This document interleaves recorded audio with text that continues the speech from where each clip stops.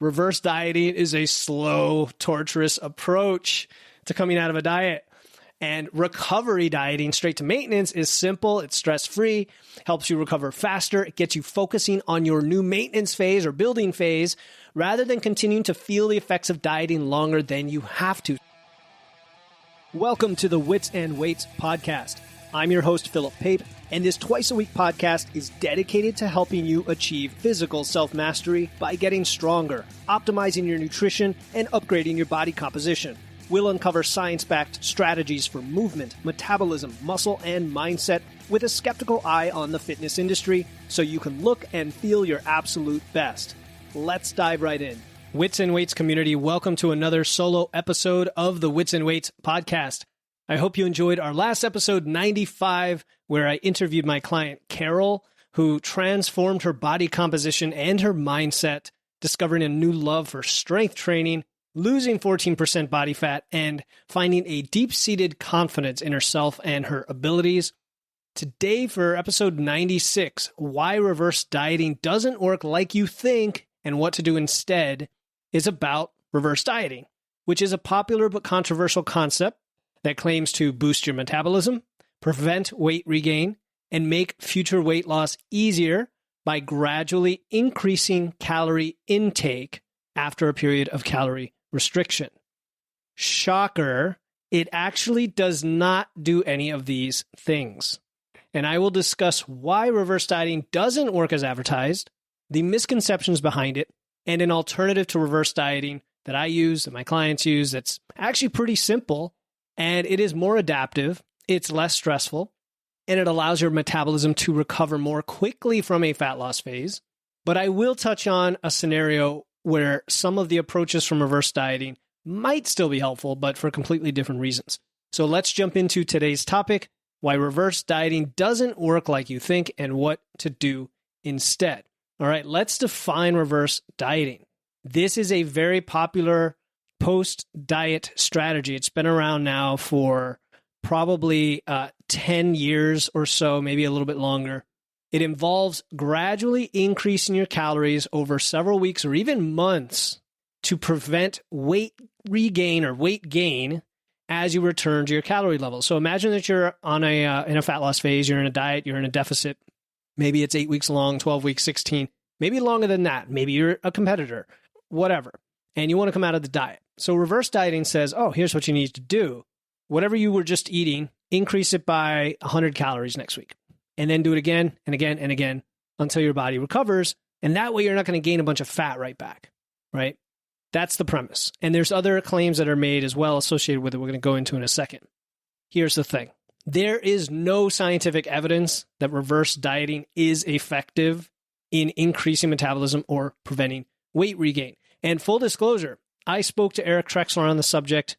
I read his article, the one about the hype versus evidence, posted on the MacroFactor app.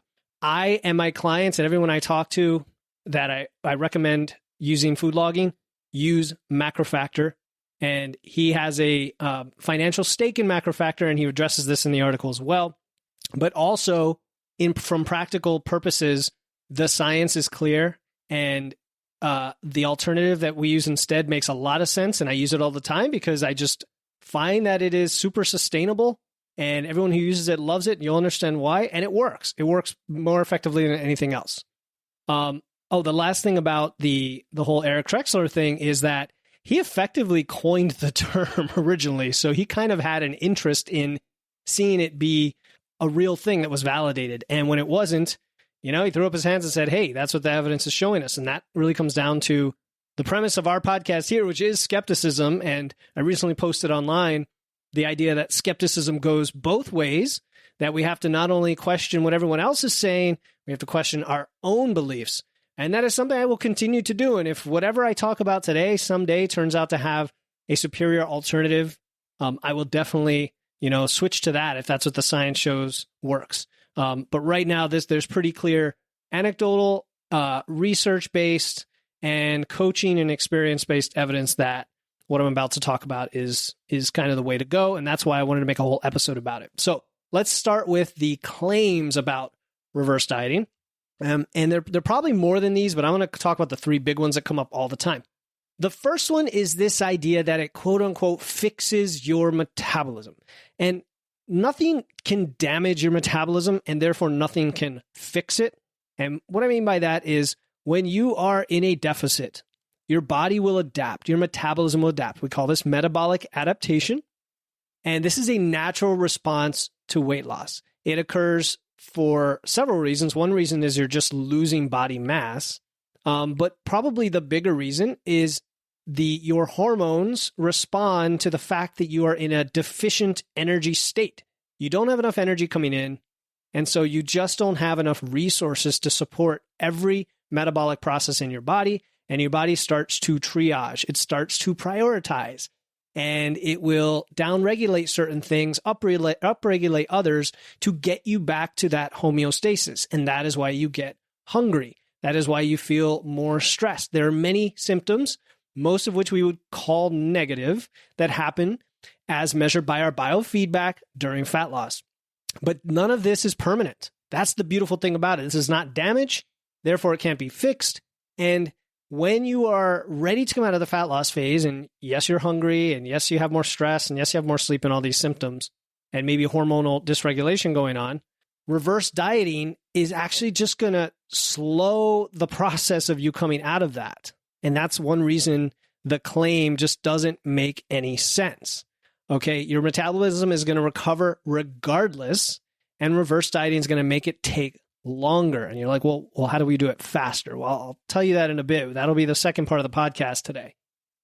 The second claim is that it boosts your metabolism. So the first claim was that it helps it recover or fixes it or something like that.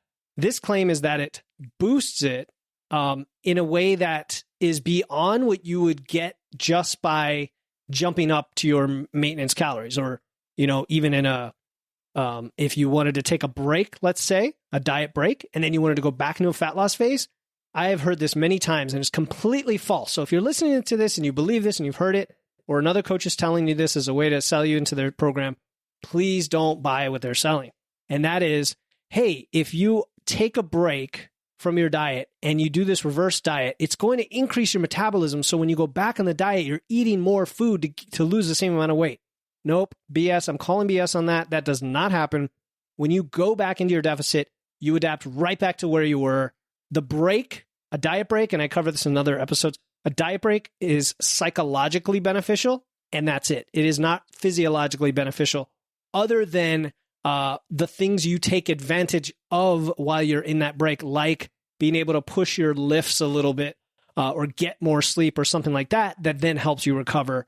But it's not because of the extra calories in and of themselves. So that's one. And reverse dieting may also give you this kind of false sense of security when you think that it's actually increasing your metabolism. And so then it causes you to overeat maybe, or to binge eat once the phase is over. There's all sorts of side effects that we're not considering here that we should. So that's the second claim. The third claim is that it prevents weight regain. Okay, and this is the claim that, hey, once you're at the end of this diet, if you jump your calories too quickly, you're just going to gain a bunch of fat. This is not supported by the scientific research, which shows that the rate of calorie increase does not affect fat regain or body composition after weight loss. Very important to understand. So if you increased even if you increased way beyond your maintenance and you jumped way into a building phase, you're still not going to gain any more fat than you would if you did it slowly over time and eventually got to that surplus. And in the process, you're prolonging the effects of the diet. You're prolonging the effects of the calorie deficit. And this actually is a negative for your body composition because it can increase the risk of muscle loss and hormonal disturbance, right? Because your body still thinks it's in a deficit. This is actually, in my opinion, the biggest problem with using this approach is that all the things people claim it's doing, it's almost doing the opposite. In a way, it's not damaging your metabolism. It's not artificially reducing your metabolism. What I mean, though, is that it keeps you in a state that prevents you from full recovery for longer than you need to. And what are we trying to do when we come out of a diet? We're trying to recover back to homeostasis so we can get all the energy back, we can get our hunger back down, we can get more sleep, reduce our stress. so we can go to the next phase in our nutritional plan, in our goals, whatever it is. Okay, so those are the big claims. Now, in the article I referenced earlier, which is called Reverse Dieting Hype versus Evidence, and I am going to link it in the show notes. I have to give full credit to, Eric Trexler and everyone who's been behind all of this. He suggests 4 illusions he calls them, that make it seem that reverse dieting is working or that it's superior to alternatives. And so I wanted to address these because I think they're another lens to, another perspective to think about this from. The first illusion, okay, so there are 4 again. The first one is that the improved consistency from reverse dieting, okay, meaning you're only coming up a few hundred calories, and it's this very kind of rigid, planned stepladder approach, that the consistency from that can be mistaken for success, right? And I think this comes down to the fear people have if they don't reverse diet, the fear that they have if they jump up right away, that all of a sudden it's going to throw everything off. They're going to gain a bunch of weight, and then it's going to cause them to want to go back on the diet or something like that. There's a lot of different reasons, but that's one illusion from reverse diet that makes it seem more effective, perhaps. Another illusion is that maintenance calories are this fixed number, right? When in fact they are a range, right? So your maintenance calories have a lot of tolerance. Like we have this ability for our body to maintain weight within a decent range of calories. It's pretty fascinating too, because if you've been at maintenance for a while and it's pretty steady, and then you want to start building muscle or going on a fat loss phase, you might find that if you just take a small, tiny nudge in that direction, your body doesn't really respond. Like it might actually take a while. Now, eventually it will probably respond. But the good news about that is that when you get back to maintenance, the fear about all of a sudden gaining a bunch of weight is not really something to worry about, because your body is very tolerant of those changes in calories. So when we get back to maintenance, we consider that somewhere around plus or minus 3 pounds, which is quite a bit for some people. Depends on what weight you are. And this leads to a misunderstanding of what we mean when we say reverse dieting. It's not like we're trying to find the magic number, right? We're not trying to find a magic number. I think some people have a fear when they use reverse dieting of like, I'm going to eke my way up and I'm going to carefully tiptoe up there and eventually I'm going to find that magic number. But it's not fixed. It changes every day. Illusion number 3, that the immediate calorie intake versus the delayed weight gain from reverse dieting makes it feel like you're going to gain a bunch of weight, right? Or it makes you feel like you're actually maybe in a surplus. Like there's this fear behind coming out of maintenance that to maintain my weight, I need to eat not much more than I'm eating now, but I need to eat something higher than I am now, as opposed to much higher than I am now. And there's a weird psychological, and I see this all the time with clients, where their maintenance calories might be 2,300 and they've been eating in a 500 calorie deficit at 1,800 and their diet's over. I'm like, okay, well, let's go right back to 2,300. And it's like, well, wait, aren't I going to gain, like that's 500 more calories a day. Aren't I going to gain a pound a week? No, because you were actually losing a pound a week. So now you go from -1 to 0, right? And I know it sounds like simple math, but there is a big psychological aspect to that of like, oh, I'm going to gain a bunch of weight. So people don't want to all of a sudden eat a ton more food the next day thinking I'm going to gain a bunch of weight. Okay. And then the fourth illusion is not understanding cause and effect when it comes to weight changes. And I think this really comes down to when you come out of a diet, your body is going to start recovering. And the faster you can get back to maintenance, it's going to recover even faster. And as it recovers faster, that means your expenditure is going to go up and you're actually going to be able to eat more and more while still maintaining your weight. And again, this kind of ties into the last one where people think of that big jump in calories and they associate it with a big jump in weight. But when you're tracking, when you're aware, and when you know your expenditure, that's the beauty in this process, is that now you're in full control to know what's going to happen. So we're going to talk about what that all means. If you want to know more about these illusions, because I didn't really get into all the nuances, I don't want to take away from, the original article. Eric goes into all of that. Check it out. Again, the link will be in the show notes. Here's the thing. Reverse dieting is not all it's cracked up to be. It's not even close. And in fact, it's worse than that. I don't like to use it at all with anybody, and I would never recommend it. It doesn't repair or boost your metabolism. It doesn't reduce fat gain. And it can prolong your deficit. It keeps you in metabolic adaptation, and it risks further muscle loss and hormonal dysregulation. And a lot of people might be listening to this, maybe coaches, maybe people have been preaching or talking about reverse dieting for a long time. They're like, no, this actually works. And I will admit, under a controlled situation where you do know your expenditure, but you're just taking longer to get there, and then eventually you get there. And there's some psychological reasons for doing that, which I'm actually going to touch on toward the end here. I think there's a place for that kind of approach, but not for the reasons that people claim we do it. Not to fix your metabolism, not to boost it, not to prevent weight regain. No, those are not valid claims.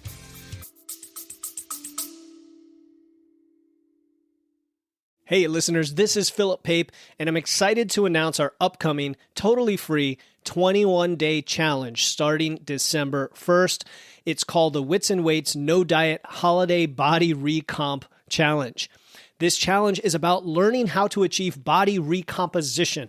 That's building muscle and losing fat at the same time without dieting or restriction throughout the holidays. I'll be giving you free videos, guides, and personalized coaching in a private group chat to help you enjoy the holidays while being satisfied and guilt-free. The kickoff call is Friday, November 17, and the link to enroll is in the show notes. No matter what episode you are listening to, don't worry. If you're hearing this after November 17, you can still register and get access to the replay and resources before the challenge starts on December 1st. Again, to join the Wits and Weights No Diet Holiday Body Recomp Challenge to build muscle and lose fat without dieting through the holidays, click the link in my show notes. Now back to the episode. The most value that I got from this was the fact that I had someone that I could talk to about anything and that there was going to be no judgment. It was just, well, here are your goals. Here's the best way that you're going to achieve it. And then let's work together to help you feel inspired and motivated to do that. And there's a lot of people out there trying to be coaches, and not all of them have done the work. And also just be a genuine person that is positive and coming from the heart in terms of wanting to help. And Philip really embodied all of those qualities. I would recommend him to just about anyone that's looking to achieve goals in that realm of their nutrition and building new habits. So what do you do instead? All right, it's actually pretty simple, and I've mentioned it a few times already. Some people call this a recovery diet instead of a reverse diet. Whatever you want to call it, or if you don't want to give it a name, that's fine. The idea is that when you're done with your diet, just increase your calories straight to your current maintenance calories. The key word there is current, okay? And the quandary here is that you have to know that number. Unless you're properly tracking your expenditure, and what I mean by that is not a wearable device or, the machines that you use or what your phone says that you're burning every day. All those are up to 80% inaccurate. You cannot use those for your expenditure. Instead, you have to be using either a spreadsheet or an app like MacroFactor based on two data points: your change in weight over time and your and your calorie intake over time. Otherwise, it is a guessing game and it is very reactionary. And that's probably why people use reverse dieting, because they really don't know their true expenditure right now. And so this is why I've always talked about why it's essential to track scale weight and food intake during a fat loss phase. And by scale weight, I mean every day, so that you can get a moving average over time. And by food intake, I mean, your calories and macros every day. That way, you can easily come out of the fat loss phase when you're done. And then if you don't want to track at that point, great, but you'll at least have a starting point for your maintenance. So for example, with my clients, we track a 20-day moving average of weight, and we track weekly averages of calories. Okay, so now we have our scale weight and food logs to give us that information, and then we can make weekly adjustments. And as you're going through your fat loss phase, guess what's probably happening? Those weekly adjustments are probably going down. Now, there's a lot of fluctuation throughout the phase, depending on your movement, depending on your lifting, on your recovery, if you're healing from an injury, and so on. And again, this is why we want to track this, because it does fluctuate. It doesn't just go down. But generally on average, like kind of like the stock market, up, down, up, down, up, down, but it goes in one direction over time. In this case, down. On the very last week of your fat loss phase, we know your expenditure is this number. So let's say you started your deficit and you were burning 2,800 calories a day. And now after 12 weeks, you lost a bunch of body weight, you've experienced metabolic adaptation, and now you're burning 2,300 calories, right? So you started at 2,800 and now you're at 2,300. Well, guess what? That is your current expenditure. And we can recover to that immediately the next day after your fat loss phase is over. So if you're, Sunday, you hit your goal and you're like, okay, I'm done. I'm happy. I feel great. I have the physique I want. I'm good to go back to maintenance and look with excitement toward whatever the next phase is. Okay. So what you can do is on Monday, set your new target to 2,800. Or no, I'm sorry, 2,300, right? 2,300, because that's what you're burning right now.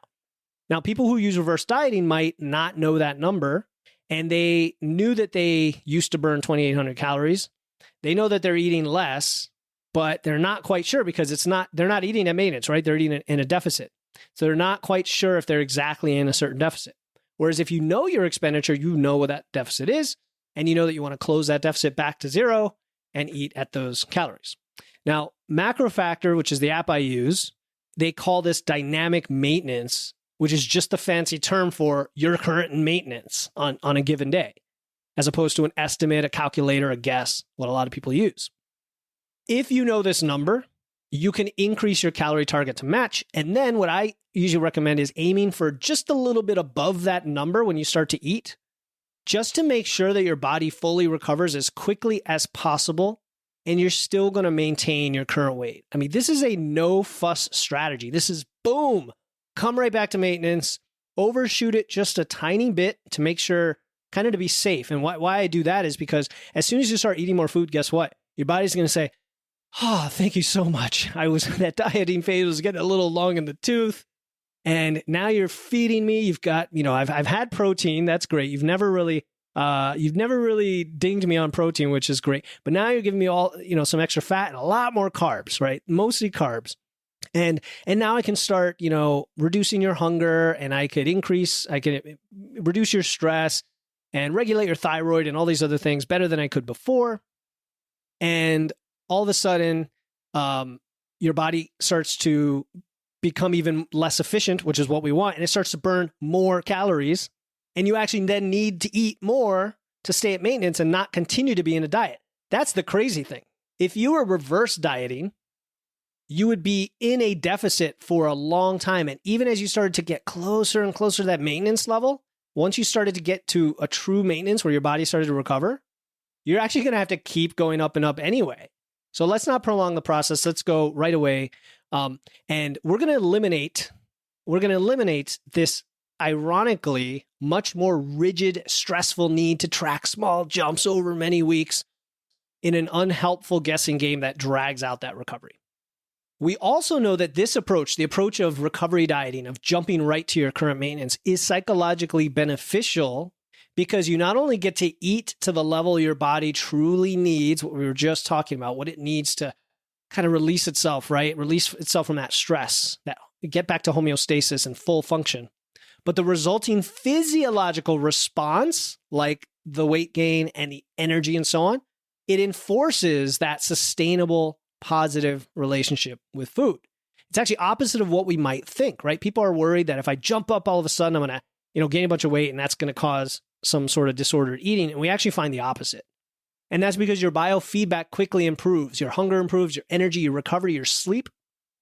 And here's the thing, even if you are afraid of a bunch of weight regain because you jumped so many calories, and I see it all the time. I have clients who we're getting to the end of the fat loss phase. They're super excited, but they're also a little bit trepidatious about the maintenance because it's like, oh no, am I going to gain a bunch of weight? Am I going to just start eating a bunch of junk food that I used to love? Am I going to start binging and so on?